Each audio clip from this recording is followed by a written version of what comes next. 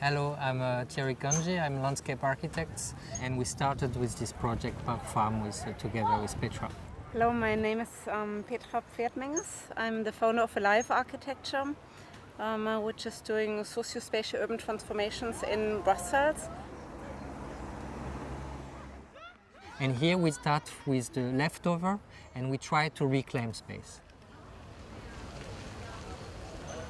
The call was framed by Brussels Environment, and I think the idea, the intention of Brussels Environment in 2014 was really to couple design biennale with the making of a new park, and that's one of the reasons why we were interested to apply.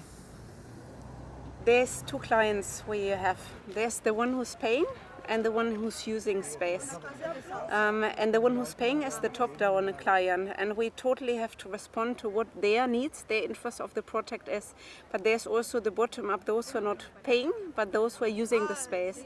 And this is what I consider as the bottom-up user, or at least the bottom-up client. I call them client. For me, there's two clients. Our way of collaborating together is that Thierry is much more involved top-down, I'm more bottom-up, and because we are a couple, this is kind of making the mediation between the two opposites, which sometimes are in a kind of conflicting situation. We went through the whole neighborhood. We went through the site of the private developer, and we discovered that there was a lot of local initiative happening just around the edge here, with a garden who started 15 years ago. So the idea of the application was to say, let's not invent and drop a concept. Let's just let's say nourish what is there already and try to expand it. This is very important. We did the visit of the site and we realized the region, they're going to transform it into a park, but there are several things already happening on the site. There was already a kind of informal animal farm. There was already a private potager, vegetable garden, and we said what we observe is an existing farm. What is planned by the region is the park, so why not come up with a park farm?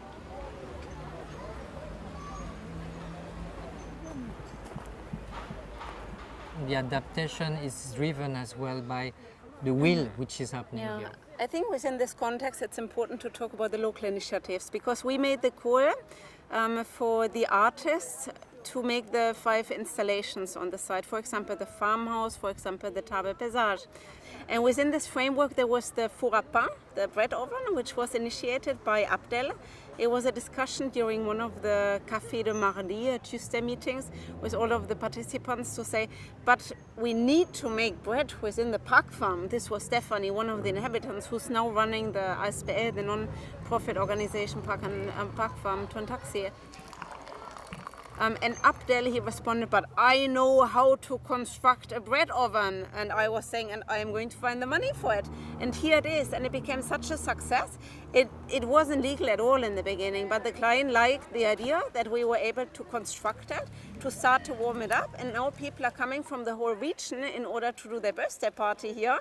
That Abdel, he even has to defend it in order to say on Sundays it's only open for the local actors.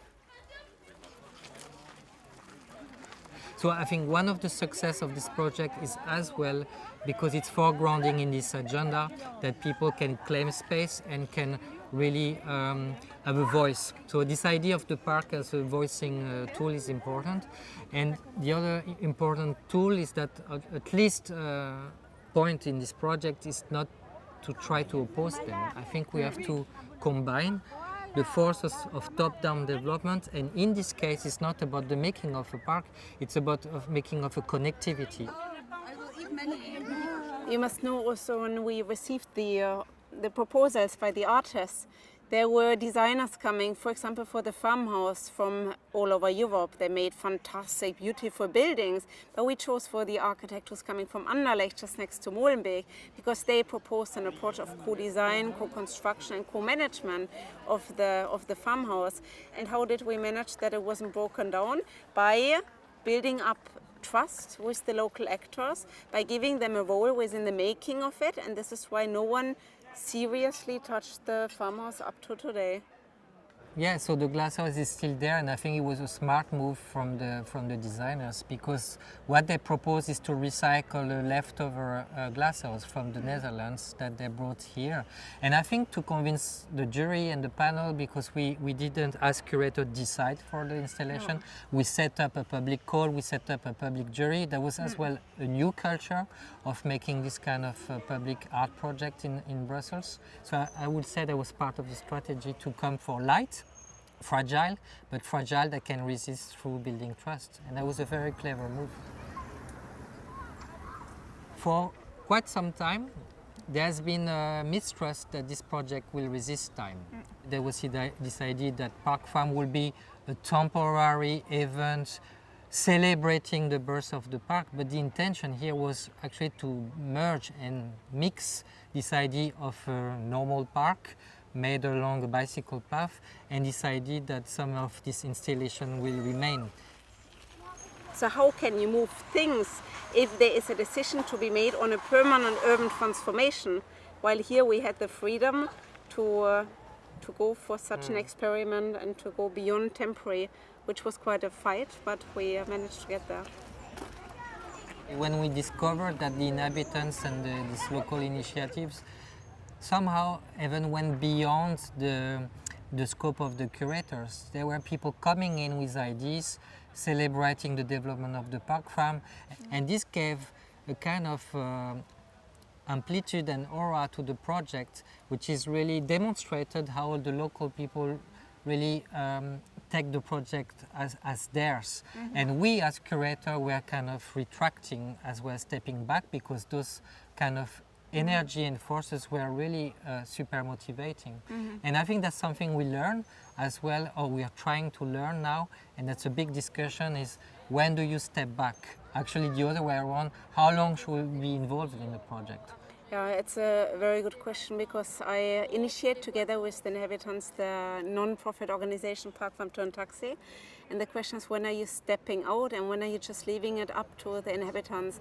And I'm not going to lie that I don't have the answer up to today. But I think what is very valuable for me, or very important, is that those who took over could really appropriate it. And if you talk to them about the project today, it's not the project of Thierry and Petra, it's their project. This is what was the intention. It's supposed to be their project, because this is the only way how they can appropriate it and talk about their park farm.